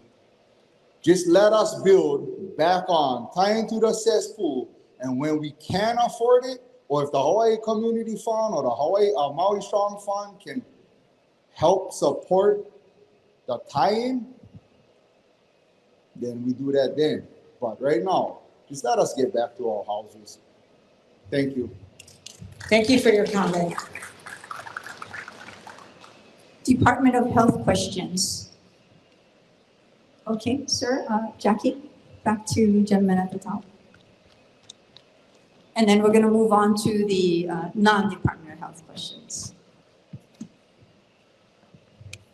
Sorry, I don't want to belabor the point, but I just wanted to clarify the response. So it sounds like if you get clearance from Army Corps to go back to your property, whatever portions of that property that weren't scraped are likely still contaminated. So it's up to the homeowner to have due diligence on what they do with those parts of the yard. Was that sort of the response?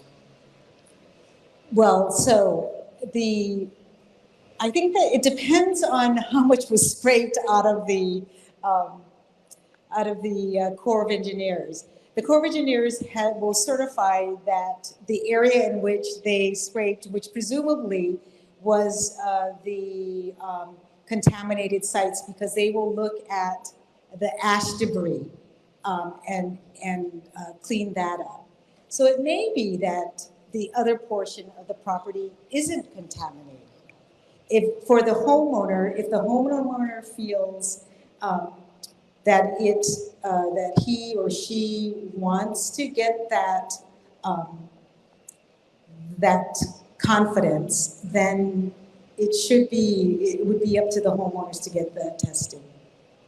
Okay, and what would you tell the homeowner to make them feel comfortable that that area in 60-mile-an-hour winds had no contaminated ash debris and affect those areas? I assume that's the assumption?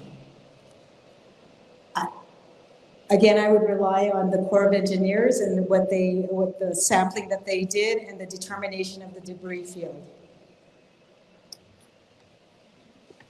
Thank you to the Department of Health. We'll move on to any other questions. So if you raise your hand, we'll go in that order. Okay, woman right here. Oh, okay, hang on. Woman at the top. We'll get back to you. Okay, right here with the yellow hat, back at the top. Anyone else on this side? Just raise your hand. Okay, sir will be third after that. So Jackie, we'll start there, back up there, and gentlemen on that side. Go ahead, sir. Hi. I've been trying to find out, considering doing my own cleanup, and I've been trying to find out for literally the whole 6 months where I can take my debris if I do my own cleanup. And I think I heard Mayor Bisson a couple of weeks ago say that the apartment building that's being rebuilt took their debris to the Central Maui landfill. So I'm just wondering, is it okay for me to do the same thing? That's a lot of debris they took over there, so is it okay for me to do the same thing? That answers a big question for me. Yeah, I can answer. The short answer is no, because the longer answer, I wish the Department of Health was still here. They could have answered that question. So that Kupu'ohi project that you're talking about that burned, they jumped through a whole bunch of hoops and requirements from the Department of Health. And so what was allowed is they could take their debris to the Omaupio, the landfill in Central Maui. But that was because they had gone through a series of things. I don't have all that information with me. I think Department of Health would have had, but they had very strict requirements they were required to follow, including the way they packaged it, similar to the debris that the Army Corps. And I want to make it real clear.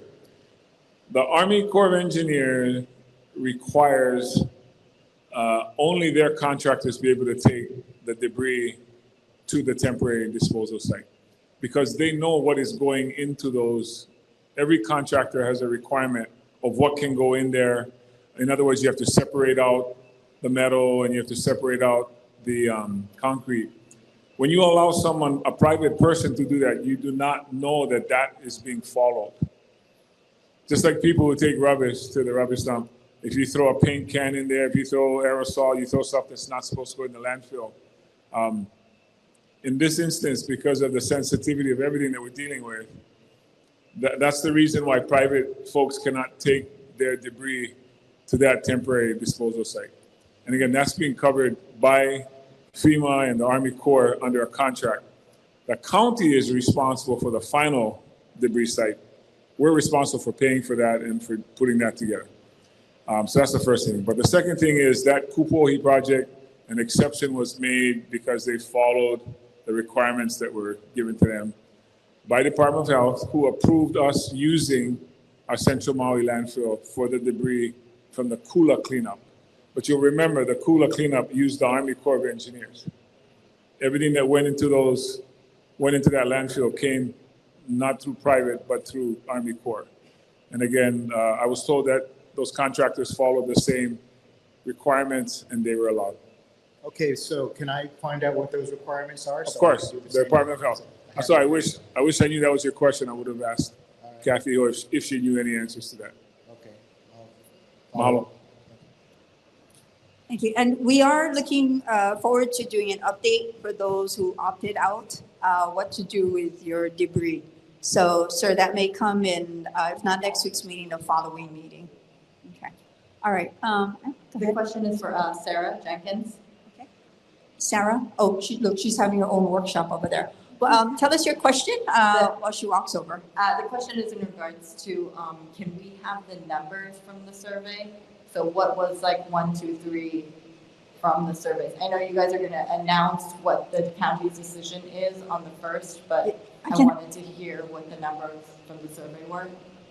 And number, you mean the final outcome? So those charts have the information. I'm going to let Sarah expand on that a little bit. Next week, Shane Ogawa will be here, the director of the Department of Environmental Management.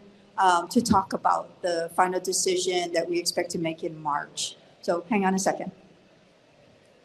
So I'll try to answer your question and you can correct me if I didn't fully answer it. So in the survey we ranked the criteria so that people can provide their sentiment for each of those criteria.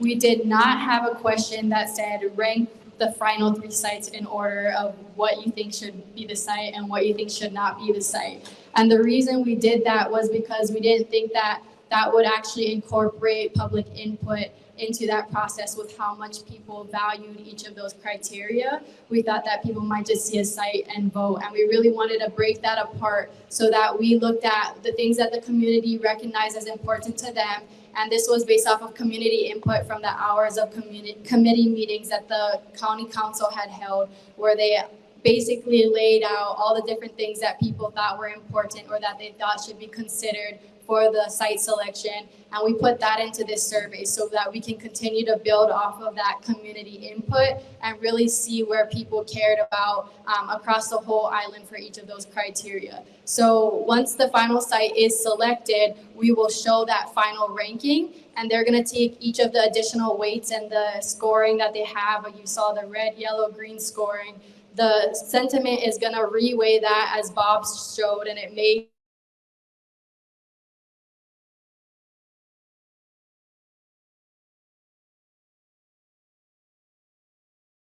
what ranked the highest, what ranked second, what ranked the lowest, and he'll explain the other factors that went into that permanent site selection being made, because it's the criteria, but there's also some other external factors that may play into that decision making in terms of acquisition of land and a bunch of other logistics.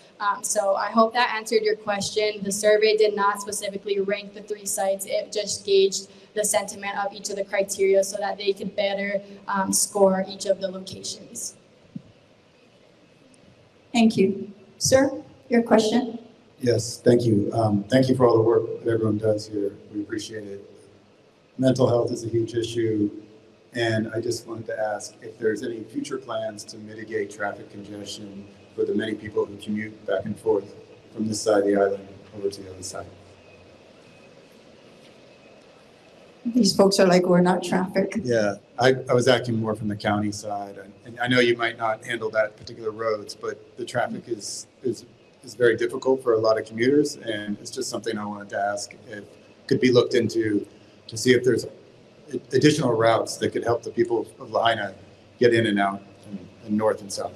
We will report back to you next week on traffic. We'll talk to both our highways folks from county, Department of Public Works, as well as state highways for both, a combination. Good question. Thank you, sir. Any other hands raised? I'm just trying. Okay. Oh, you see on the top. Hello. My question is mainly for FEMA, but I don't know if they're here. It's more on the direct housing issue. Sure. Go ahead. I wanted to know, I know you're planning guys that have this question, might not be here, but out there's a lot. Why are these houses selected being held and landlords being paid already? And we've been told that we gotta wait and we don't get called back, we don't get answers. Or even for the background check, how deep you guys going? Because no, it should take that long. It should take 48 to 72 hours at least. Okay. We do have FEMA here. If that is a question that the FEMA representative can respond to tonight. Otherwise, we can do a follow-up question on the background checks, why the delay and length of time involved. I just heard from them today that it's 3.5 weeks. These two are not our ordinary FEMA representatives tonight. No problem. Answer best as you can, and we'll come back with a more definitive answer if necessary. I'll try my best to answer that question. I think that it sounds like you're having a specific situation with direct lease. And have you been in contact with any of our FEMA representatives, either here at the Civic Center or elsewhere in the community? And they do have a helpline that you can call in order to get your specific questions answered about direct lease. Have you tried that avenue? Yeah, we did that. Their response was just hang tight, be patient. But some guys are waiting 3 months for getting that house that they was told it's found for them. And the landlord got paid, but nobody in the house. And there's like, I can count at least 20 guys with this issue. Okay, so you're saying that you're aware that you've been matched with a unit and you've been waiting for it for 2 months? But no response after that. We call, nobody called back, even though we leave messages. Yeah, I think that I might have to get your name afterwards and try to follow up more specifically, unfortunately. I see a FEMA representative on the top, headed your way to help you with that Todd, do you want to specific just talk question, to sir. So, He's just going to talk to him. okay, great. Hands? Thank you. Hands? Anyone? Any other, we're gonna take, we've been at it almost 2 hours. Big agenda tonight. Next week as well will be another very important meeting. So we'll take a couple more. Go ahead. Go ahead. Since we're on FEMA. Oh, could you use the microphone just so everyone else can hear? Since we're with FEMA on the same topic, I am under FEMA right now, but you guys have a list that I need to go through. A list I need to go through that I need to find a place. And people are price gouging on Maui.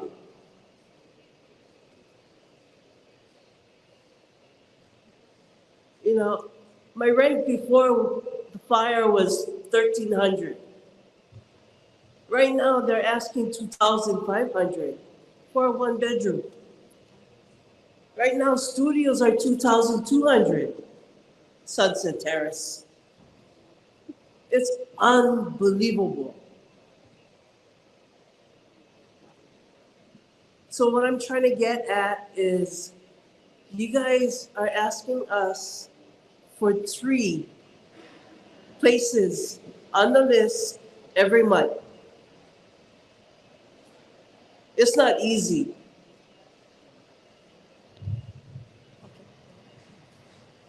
Yeah, I totally understand that the housing inventory in Maui is a very challenging thing for all of us to navigate, particularly with being able to afford what people are asking for now. I would like to get with you afterwards and find out more about what it is that your next steps are in terms of FEMA and rental assistance and what it is that you're looking for, so I can help answer your specific question a little bit better. Thank you. We are hoping to have a representative from the Attorney General's office at our meeting to address quite a bit of those. Oh, Jackie, right there. Woman in the blue. Okay. We'll take that question and one more. Just raise your hand and then, okay. Oh, we got two kupuna in the front. Jackie, right after that, two kupuna in the front. Go ahead. Aloha, I'm a Waihikulī resident, and I have had my ROE completed since November 7, a little closer, sorry, November 7, and I understand I'm being held up because of cultural clearance, so nothing's checked off. So I don't know where I can go, excuse me, I need to know where I can go to look and see where I queue up. Why, is there a reason? Is it just throw the dice, or is there something I can do to speed that up? Colonel Curry. Yeah, thanks. And just individual, I mean, see me after and we can get that address and I can run that down. As mentioned, you know, the archaeologists and cultural monitors do have to go through every property once we receive the right of entry from the county. So from the date that you turn it into the county and they work through their processes to validate and to get it, to make it complete. And then when they turn it over to the Corps, that's some of that time for sure. But yeah, if what you're tracking on the sheet is that it's still waiting a cultural clearance, then you know I can look into that for you and we can get that information to you. Great, thank you. We're going to go to our two final questions. These two by Kapuna, Uncle. Thank you. As I understand, the PDS site is only after the debris are removed and the recycles, right? So it's not rubbish, right? Am I right or wrong?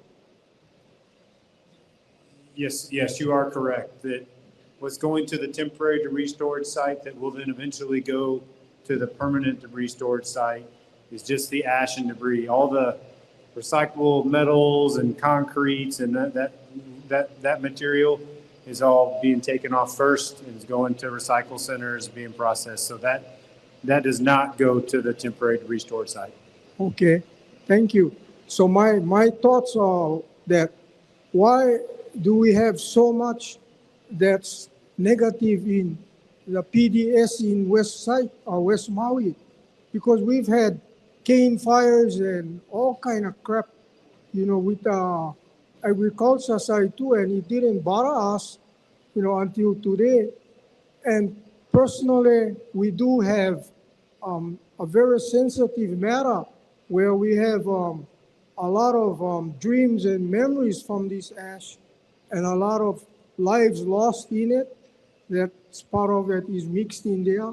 So why we want to throw it away? Hey, let this be a bright place, not a dark place where we put them. When somebody die, you put them in a grave or whatever, but in your thoughts, they're not forgotten. I think this can be one big turnaround, and that if we do have it in Lahaina, we can build one park, memorial park, and have a memorial wall or something with their names, the lost ones, so the family and friends surviving can heal, and they can go to that place and enjoy what there was before, maybe not physically but spiritually. I do believe that we live on in the next life, and those people that were lost need to be respected and honored for what they contributed to this place. And even put a beacon of light and call them Lahaina Outlook, so where people can gather, not only Lahaina people, but I've talked to a friend in Vegas who moved from Lahaina, and I wished him a Merry Christmas. And he told me, Lawrence, how can you do that? How can you say that? And he was sobbing. And I told him, well, because I grew up, Christmas was the happiest moment of my life. So I'm sharing it with you. Took 45 minutes before he told me Happy New Year. Why? Because he couldn't get over the loss and the feeling. And this guy he moved away from here. So I can only say that it's not only the people here, but people around the world now feeling these things. So it should be considered. Thank you very much. Mahalo, Uncle.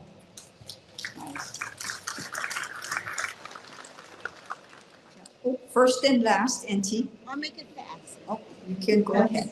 This is for the Corps of Engineers. Okay, I live on Fleming Road. I have a house. I moved in, but I noticed you posted debris removal on 2 properties, one on the top, one on the bottom. I live in the middle, and we have homes. People, how do you determine, who gets to remove the property? Yeah, so thank you. It's a good question. Part of the process that the right of entries went through. I mean, we got asked early on, hey, does it benefit me to turn my right of entry in quickly? And for the most part, in the big picture, it doesn't make a big difference. But at the beginning stages of this effort, the first rights of entry that the Corps of Engineers received from the county went into about 200, I think it was 268. Those rights of entry were what we did the initial startup contract with our contractor so they could get started while we were waiting on the others. So that initial batch was the first ones that got their archaeological clearance. And we have since gotten the rest, or what we've got the rest that we've got from the county, and have gone back to our contractor and modified their contract to add all those other ones. So, but for the reason that it does seem patchy within those areas is because that first 268 properties were the ones that they did their initial plans on.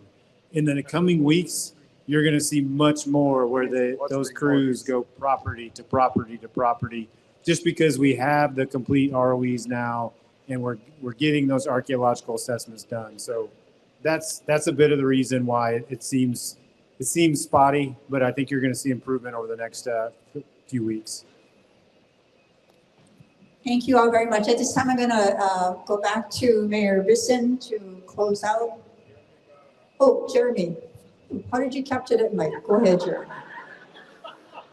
It's in my pocket all the time. This question is for Jackie, I believe, with planning, permitting. What is the process? What is what are we doing with what is it, the speeding process or whatever it is? When a homeowner is going to be allowed to start planning? When are they going to be allowed to get in there? I still haven't gotten any concrete answers for planning and the rebuild for any of the homes. You guys just did a press release, the County of Maui, a week or 10 days ago, saying private property owners were allowed to get placards for their contractors.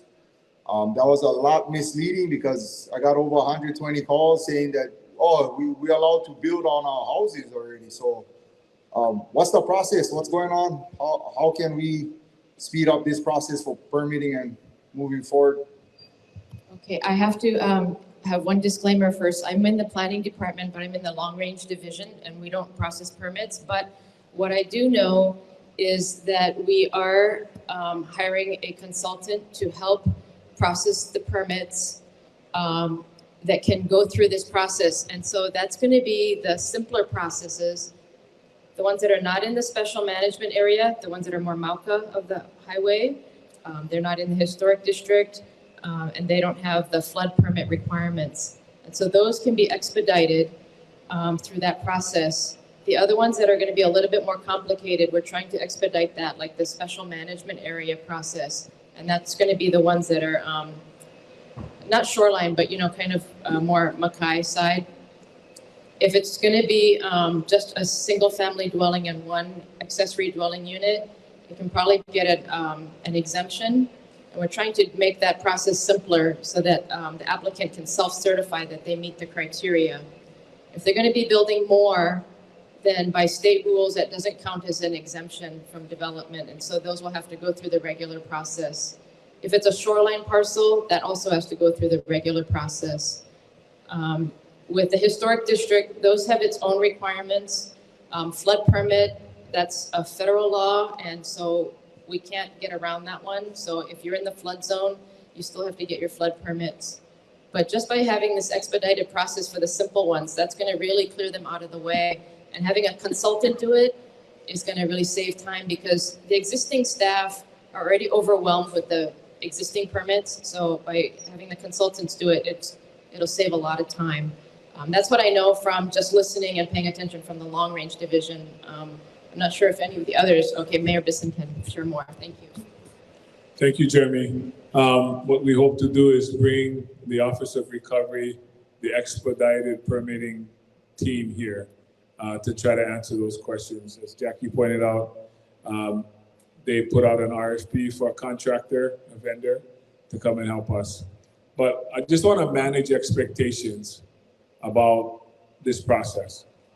I think everybody understands, and we've talked about it tonight, the infrastructure is going to be one of the things that's going to guide us on this. Where your home is located, where your lot is located is also going to determine this. So we're still trying to find out if we have water. We're still trying to find out if we have sewer in many places.